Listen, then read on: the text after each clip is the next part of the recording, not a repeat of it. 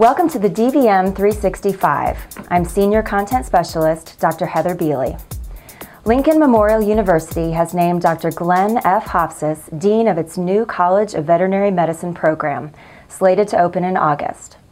Hoffsis says he is, quote, excited to have the opportunity to create an innovative program from square one, and adds, this is a rare opportunity to institute new concepts in veterinary education.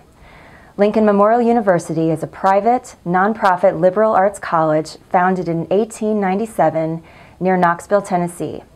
Fall 2013 enrollment was about 4,000 students. At dvm360, veterinary economics, veterinary medicine, and First Line, we're setting out to tackle and solve the top obstacles facing veterinary professionals and their patients through the 2014 Leadership Challenge series. In the first installment, An Ailing Profession, we take a hard look at veterinarians' financial health based on the results of brand new research. Go to dvm360.com/ailingprofession for analysis, solutions, and tools from your favorite veterinary journals, plus web-exclusive content from dvm360.com. If your clinic's support staff costs constitute more than 22% of revenue, consultant Mark Opperman says you're wasting money. Here, he points out the prime offender in blowing up this important aspect of practice finances. It is scheduling, or I should say inappropriate scheduling. And many times we have too many people, sometimes we have too few people, but the problem is we don't have the right people at the right time. And when I do a schedule for a veterinary practice, what we do is we start off first of all with the doctor's office hour and surgery schedule. So when is our doctors actually scheduled within the practice? And then we superimpose the team members on that schedule so that we make sure we have the right people at the right time. Example, I have a doctor scheduled for surgery. Well, I'm going to need a technician for that doctor, probably an assistant or a veterinary assistant for the technician.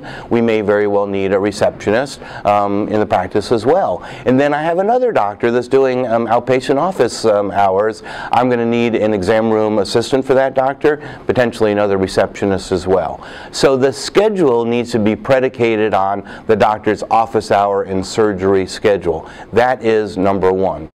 For team members to improve their professional standing in the practice, they must first look at themselves, according to Dr. Mike Paul. Listen to his take on self-betterment. Well, the only way to improve your value in practice is to improve your value in practice. And so if you're feeling underpaid and underappreciated, the thing to do is start focusing on new skills, new job performance areas, things that you can contribute to the practice beyond what you're currently being compensated for. Then you've got reason to start thinking about how can I improve my compensation. To have an increased compensation for the same task is not so good in this time. It's not likely to happen. But if you can provide new value and greater service to your practice, then you become a more valuable employee. We all know that cats are not small dogs, and when it comes to dentistry, Dr. Wade Gingerich says he considers tooth extraction in cats to be microsurgery, so he believes that magnification is a must. Here's what he has to say. Because I consider feline dental extractions to be a microsurgery, the magnifying loupes can be an extremely helpful tool.